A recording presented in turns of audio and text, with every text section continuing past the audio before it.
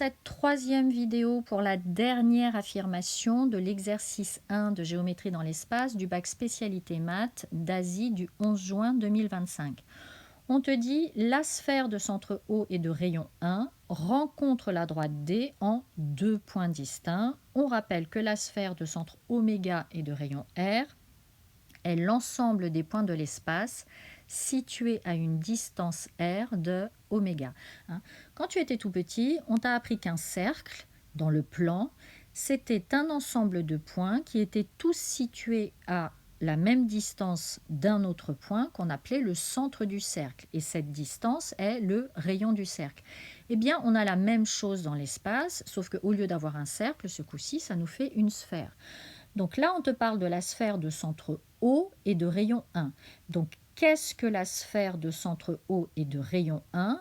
C'est l'ensemble des points de l'espace. Donc, si j'appelle M ces points, c'est l'ensemble des points M de l'espace qui sont tous situés à une distance égale à 1 du point O. O étant l'origine du repère. Donc, c'est ce qu'on rappelle ici. On dit la sphère de centre O, qui a pour coordonnées 0, 0, 0, et de rayon R égale 1, est l'ensemble des points M de coordonnées x, y, z de l'espace, tel que la longueur OM soit égale à 1. Or, le vecteur OM a pour coordonnées x, y, z, puisque les coordonnées de O sont 0, 0, 0. Ce qui signifie donc que la longueur OM est égale à la racine carrée de la somme des carrés des coordonnées du vecteur, c'est-à-dire racine carrée de x au carré plus y carré plus z carré. Et donc, dire que OM est égal à racine carrée de x au carré plus y carré plus z au carré revient à dire que OM au carré est égal à x au carré plus y carré plus z carré. Pourquoi est-ce que je fais ça? Parce que travailler avec OM égale 1, ça nous obligerait à travailler avec une racine carrée, ce qui n'est pas du tout pratique. Or, avoir OM qui est égal à 1 est équivalent à dire que OM au carré est égal à 1 au carré. C'est-à-dire que OM au carré est égal à 1. Et donc, c'est plus simple, comme ça, OM au carré est égal à 1 est équivalent à dire que x au carré plus y au carré plus z au carré est égal à 1.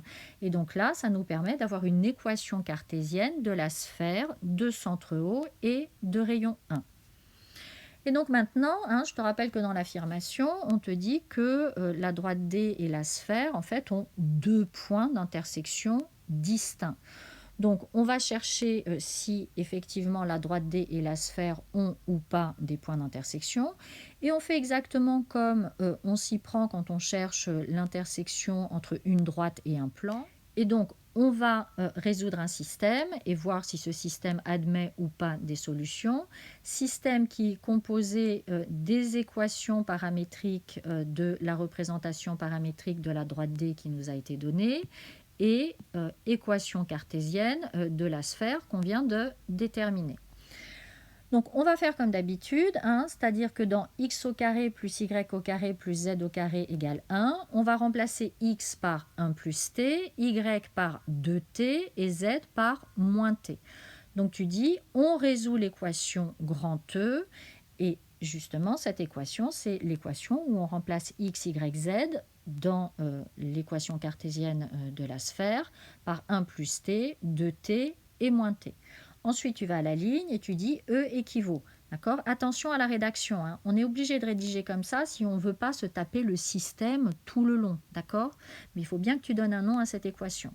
Donc, on développe, on a 1 plus t au carré, c'est une identité remarquable, ça fait 1 plus 2t plus t au carré. Ensuite, on a 2t au carré qui nous donne 4t au carré. Et enfin, le carré de moins t qui est égal à plus t au carré. Et tout ça est égal à 1. Donc, on met tout à gauche, ça nous donne 6t au carré plus 2t qui est égal à 0. On factorise par t, et donc on a t égale 0 ou 6t plus 2 qui est égal à 0. Et donc, ça nous fait deux solutions, t égale 0 ou t égale moins 1 tiers. Donc, on en déduit qu'il y a bien deux points d'intersection. Alors, ne t'arrête pas là. Une convention en maths, c'est que quand on sait qu'il y a un ou plusieurs points d'intersection, que ce soit entre une droite et un plan ou comme ici, entre une droite et une sphère, on donne les coordonnées des points d'intersection. D'accord? Donc on a deux valeurs pour le paramètre t, 0 et moins 1 tiers. Donc on va reprendre la représentation paramétrique de la droite t et on va remplacer t par 0. Ça nous donnera les coordonnées du premier point d'intersection. Et ensuite on recommence en remplaçant t par moins 1 tiers, ce qui nous donne les coordonnées du deuxième point d'intersection. Donc c'est ce que je dis. Si on remplace t par 0 dans le système d'équations paramétriques de la droite D, il vient. Donc ça nous fait x égale 1 plus 0, ce qui fait 1, y égale 2 fois 0, ce qui fait 0, et z égale 0. Et ensuite, si on remplace t par moins 1 tiers, on trouve les coordonnées 2 tiers et... moins 2 tiers, pardon, j'ai oublié mon moins, là, je vois. Moins 2 tiers et 1 tiers. Et tu conclus en disant la sphère et la droite D se coupent en deux points de coordonnées respectives 1, 0, 0 et 2 tiers, moins 2 tiers, 1 tiers. L'affirmation 5 est vraie. Voilà pour ce premier exercice de géométrie dans l'espace du bac d'Asie du 11 juin 2025. On se retrouve dans une prochaine vidéo pour la suite de ce bac.